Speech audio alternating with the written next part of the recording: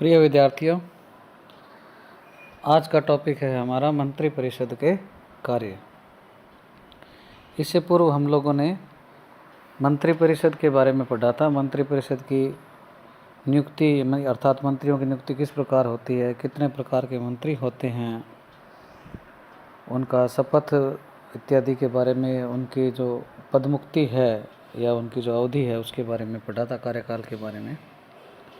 आज हम मंत्रिपरिषद के कार्य के बारे में पढ़ेंगे।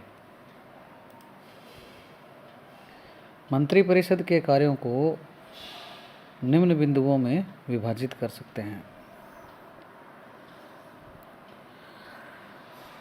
जैसा कि हम जानते हैं कि राज्य मंत्रिपरिषद जो है वो राज्य की वास्तविक शासन संचालन शक्ति है और मुख्यमंत्री के नेतृत्व में मंत्रिपरिषद क्या है, निम्न कार्य करती है। पहला जो कार्य है वो राज्य शासन संचालन है। राज्य सरकार के अधीन कार्यरत समस्त प्रशासकीय, अर्ध प्रशासकीय तथा स्वायत्तशासी जो प्रशासनिक संस्थाएं हैं उन पर क्या है, मंत्रिपरिषद का नियंत्रण रहता है। राज्य सरकार के कार्यक्षेत्र में स्थापित तथा संचालित समस्त प्रशासनिक संरचनाएं राज्य सरकार के किसी न किसी विभाग के अधीन होती है और सरकारी विभागों के शीर्ष पर राजनीतिक मंत्री होते हैं। मंत्री अपने अधीन विभाग के सचिवों तथा अन्य अधिकारियों के माध्यम से प्रत्येक कर्मचारी तथा विभागीय गतिविधियों को नियंत्रित निर्देशित करता है। किसी भी विभाग के अधीन कार्यरत कार्यालय में हुई अनियमितता तथा लापरवाही सीधे संबंधित मंत्री को प्रभावित करती है। अतः मंत्री का यह दायित्व है कि वह अपने विभाग के उद्देश्यों, लक्ष्यों, कार्यक्रमों एवं दायित्वों के प्रति सतत जागरूक रहे। दिन प्रतिदिन के जो प्रशासनिक कार्य हैं तथा उच्च स्तरीय जो निर्णय हैं वो मंत्री महोदय की कुशलता पर ही निर्भर करते हैं। दूसरा जो कार्य है वो है नीति व कार्यक्रम निर्माण। जनसाधारण से जो जनप्रतिनिधि चुनकर आते हैं उनसे क्या है, मंत्रिपरिषद राज्य की वास्तविक निर्मित संस्था होती है। राज्य के विकास को गति देने, चुनावी वायदों को पूरा करने, आम आदमी की मूलभूत सुविधाएं पूरी करने तथा जन कल्याण व शांति के अन्य उद्देश्यों की पूर्ति के लिए नीतियां और कार्यक्रम बनाए जाते हैं। मंत्रिपरिषद के द्वारा इन नीतियों का निर्माण मुख्यमंत्री के नेतृत्व में होता है। जो संबंधित राजनीतिक दल की जो मान्यताएं हैं और उनकी जो कार्यशैली है उससे क्या है, वो नीतियां और कार्यक्रम प्रभावित होते हैं। मंत्रिमंडल की बैठकों में नीतियों का निर्माण और अन्य महत्वपूर्ण निर्णय हो जाने पर सभी मंत्रियों को स्वीकार करने होते हैं। असहमति रखने वाले को त्यागपत्र देना पड़ता है, लेकिन नौकरशाह, प्रेस तथा जनसाधारण के बीच खुलेआम अपनी ही सरकार की नीतियों की आलोचना मंत्री नहीं कर सकते। जिस विभाग से संबंधित नीति या कार्यक्रम बनता है उसके मंत्री को संबंधित नीतिगत निर्णय को लागू करने के लिए आवश्यक सूचनाएं हैं, तथ्य हैं या जो भी उसके लिए आधार हैं, बेसेस हैं, वो सब तैयार करने पड़ते हैं।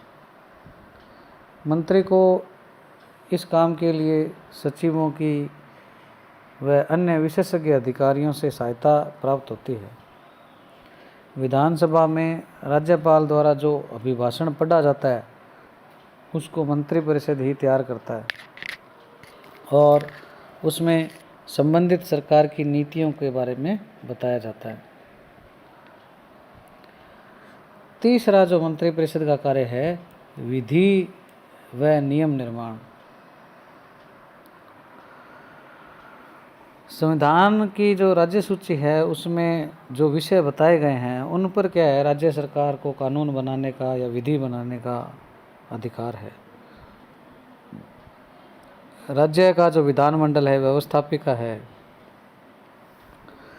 उसमें नए कानून या जो पहले से कानून चल रहे हैं उनमें संशोधन के लिए विधेयकों का निर्माण किया जाता है। उनकी रूपरेखा, उनके जो आवश्यक प्रावधान हैं उसमें क्या है, उनको जोड़ा जाता है।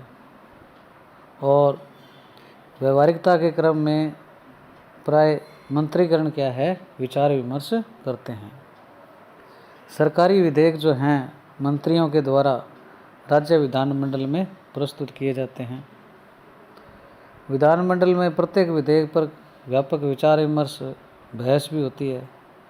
और सत्तारूढ़ दल की जो मंत्रिपरिषद है, विधेयकों की अनुमति रखने से पहले उसके प्रत्येक पक्ष को क्या है, भली भांति जांचती है, ताकि विपक्षी जो हैं, विपक्षी सदस्य हैं, उनकी शंकाओं का, उनके प्रश्नों का क्या है, उत्तर दिया जा सके।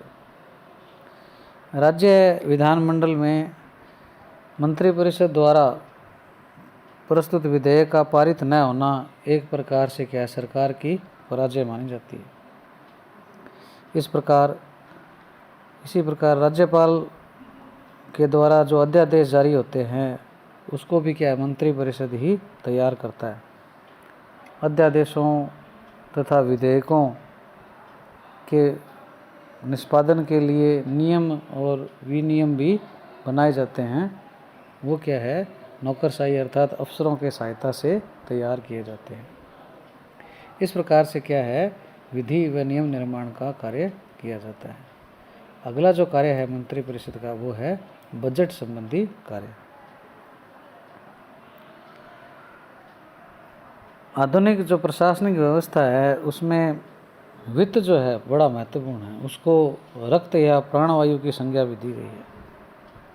राज्य सरकार के कार्यों को सफलतापूर्वक संचालित करने के लिए हर साल यानी हर वर्ष आय और व्यय का जो विवरण है उसको तैयार करवाया जाता है, जिसको हम बजट भी कहते हैं।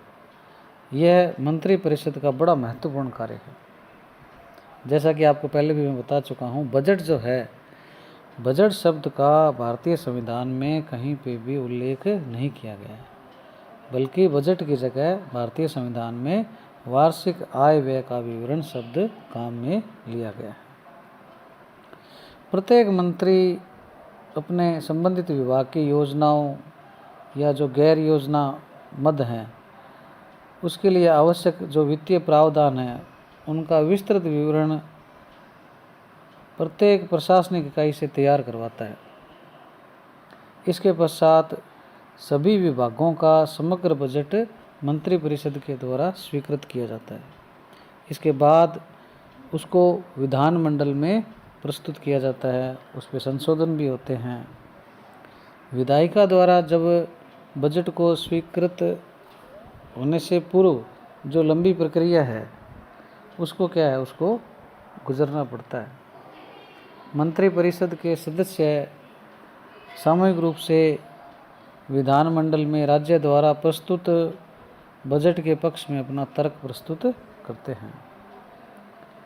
और खूब वाद विवाद या आलोचना का विषय जो बनता है वो होता है टैक्स या उसमें उसकी वृद्धि।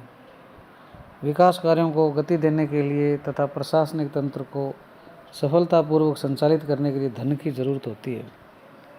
यह धन जो है जन साधारण की सेवा के बदले कर के रूप में एकत्र किया जाता है।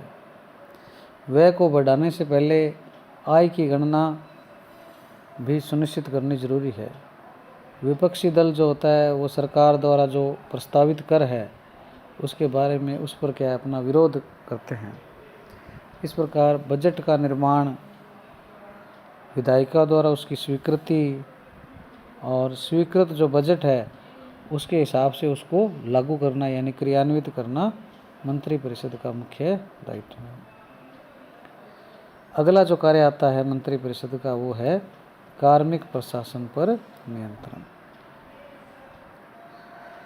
प्रशासनिक कार्यों की क्रियान्विति तथा शासन के लक्ष्यों की पूर्ति के लिए लोक सेवकों की जो विशाल टीम है प्रत्येक राज्य सरकार के अधीन कार्यरत होती है।